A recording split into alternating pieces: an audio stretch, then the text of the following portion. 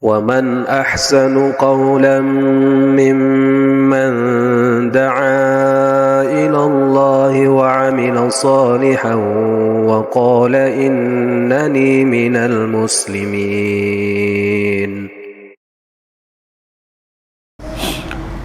Bahwa ibadah yang kita lakukan, ibadah yang kita kerjakan, ibadah yang kita usahakan dalam rangka untuk mewujudkan tujuan kita diciptakan oleh Allah, yaitu beribadah, hanyalah akan benar ketika dilandasi dengan tauhid.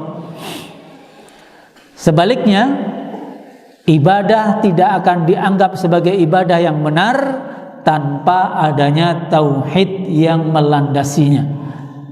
Ya, sebagaimana ketika seseorang sholat tanpa toharoh, ibaratnya begitu. Dan ini diibaratkan oleh para ulama, kedudukan tauhid dalam setiap ibadah itu seperti kedudukan toharoh dalam setiap sholat yang kita kerjakan.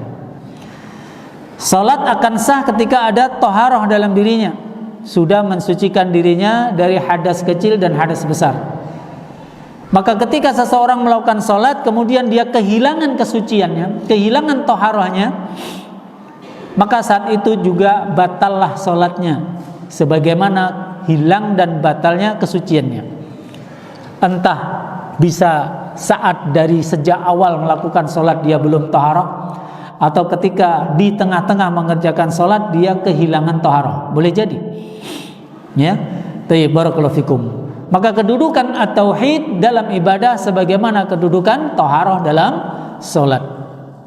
Maka tidak akan benar sebuah ibadah, tidak akan diterima sebuah ibadah, tidak akan teranggap sebagai penghambaan dan kesolehan di sisi Allah Azza wa Jalla ketika tanpa didasari, dilandasi dengan at-tauhid. Maka ketika satu ibadah itu rusak, maksudnya rusak tauhidnya, maka rusak pula ibadahnya. Bahkan Allah Subhanahu wa taala mengatakan dalam surah At-Taubah ayat 17, "Makana lil musyrikina ay ya'muru masajidallah syahidina ala anfusihim bil kufur. Ulaika habitat a'maluhum wa fin nari hum khalidun."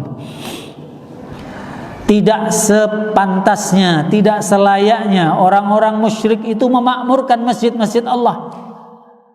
Dalam waktu bersamaan dia mempersaksikan atas diri mereka berupa kekafiran. Mereka itulah yang akan terhapus amal-amal mereka dan mereka akan kekal di dalam neraka.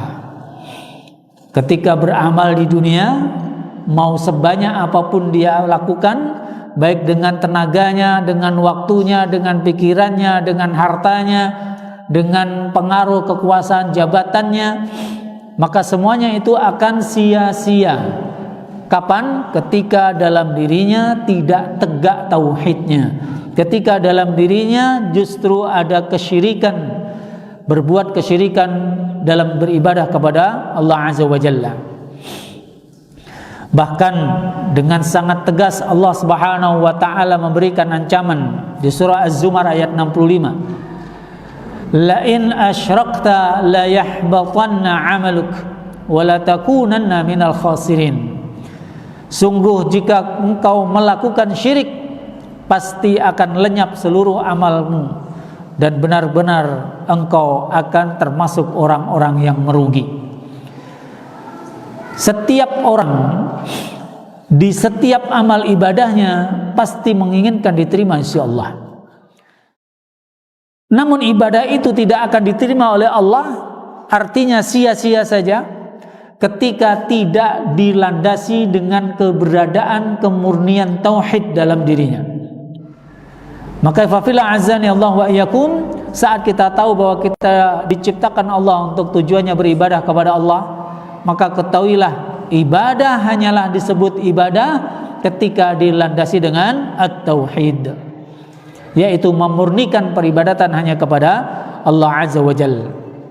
Ya, sehingga di antara tafsiran saat kita membaca surah Ad-Dzariyat 56, "Wa ma khalaqtul jinna wal insa illa liya'budun," dan tidaklah aku, kata Allah, menciptakan jin dan juga manusia kecuali hanya untuk beribadah kepadaku, maka kalimatnya adalah liya'budun itu mengarah kepada dhamir Allah, ana tapi kepada Allah. Liya'buduni atau liya'budunani asal usulnya, untuk beribadah kepadaku, kepada Allah. Kemudian dijelaskan di antara oleh Ibnu Abbas radhiyallahu anhuma, maka kalimat liya'budun di dalam Al-Qur'an maknanya adalah liyuwahhidun, mentauhidkan Allah. Ini juga sekaligus menguatkan bahwasanya ibadah hanyalah dikatakan ibadah, dianggap sebagai ibadah yang benar ketika ada tauhid di dalamnya. Ketika ibadah itu ditujukan hanya kepada Allah, tidak rusak tercampuri dengan kesyirikan.